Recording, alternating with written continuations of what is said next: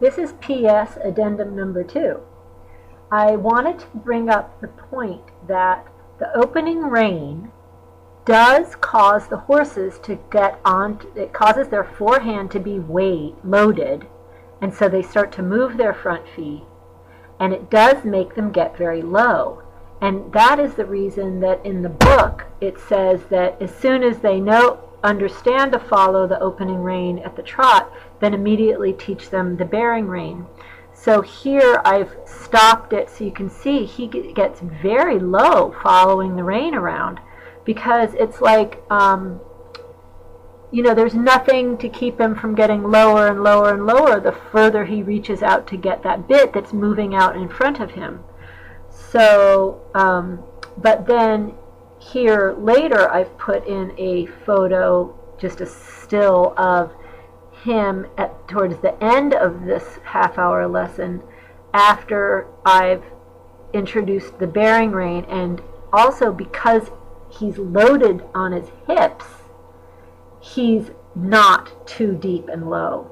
So the opening rein is a baby thing, and it is not something that we would do all day long, or the horses will wind up with navicular, but it is something that they should all know how to do. And that is one way, say at the end, or if you, like in those tests that you have to show the horse stretch, you would lead him down to the ground with this rein that he learned as a baby. But don't loiter in it. It's the same, and this is along the same lines as a subject I raised a month or so ago, which was that once the horses are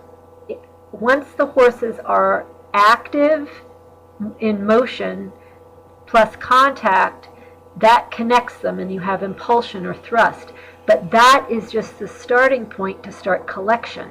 So that is another situation when the horse is in a level frame, in contact and moving. That is not something you want to stay in for a long time. We get the horse to that point in order to start loading the hindquarters. And I think those are two, from what I've seen, those are two stumbling block, wind up in a ditch on the side of the road. If you stay with this horse that's so deep, because he only knows an opening rein, and also if you stay with a horse that all he knows how to do is go into the reins and connect himself, but he doesn't know how to bear the weight on his hip. Those are two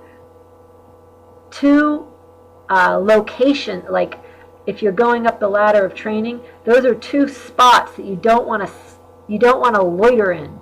You need to hit those marks and move on to the next thing.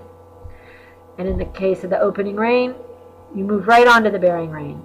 And in the case of impulsion with contact, connected impulsion, you immediately start to load the hindquarters. The reason why we connect them with impulsion is to load the hindquarters, not to go around and around and around for 5 years with a horse like that.